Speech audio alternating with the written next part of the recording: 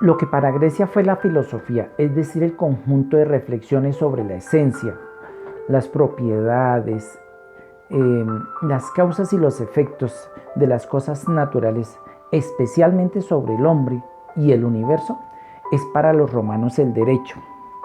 Si aquella se desarrolló en torno a la fundamental institución de la polis entre los romanos, viene a ser sustituida por su más grande y original construcción política, que fue el imperio.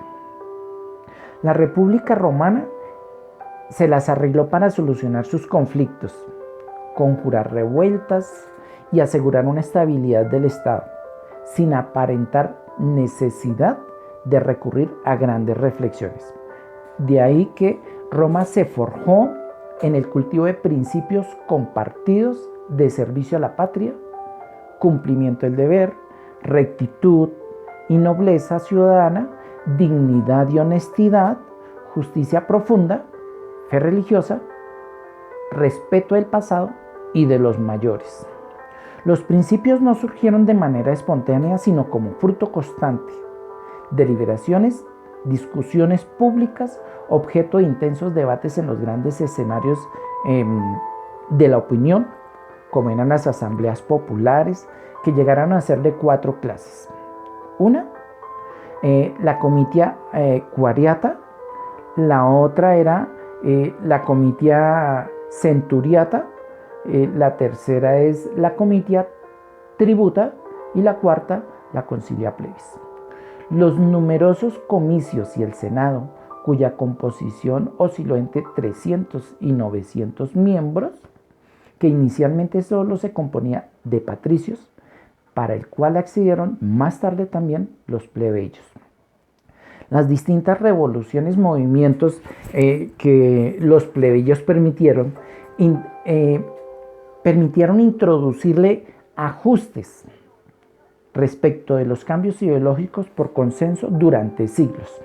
Se modeló una opinión común sobre la excelencia, sobre la forma republicana de gobierno, así como de las costumbres, o sea, mores majorus maiorum, que quiere decir costumbres de los antiguos, sobre la exigencia de la moral pública y de la legislación, en lo particular sobre el orden político de manera abstracta, en el plano de las ideas sobre la política propiamente dicha.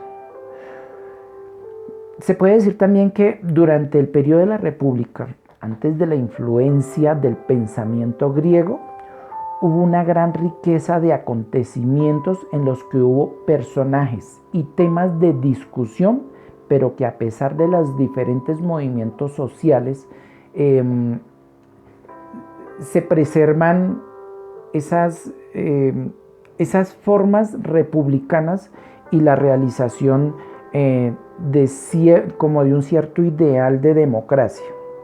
Esas ideas romanas en tiempos de la República se hacen como irrecuperables en su integridad, dado que en esos tiempos pues los romanos no tenían ninguna inclinación a filosofar, sino a la oralidad, lo que los distinguió de los griegos. La oralidad que implica superación en la época literaria latina llega cuando la República y con ella la práctica de la política estaban a punto de desaparecer. Es cuando coincide no con el auge de las ideas políticas, sino con el orden de esas doctrinas de orientación moralista, espiritual y religiosa que derivarían hacia la literatura teológica con la llegada del cristianismo.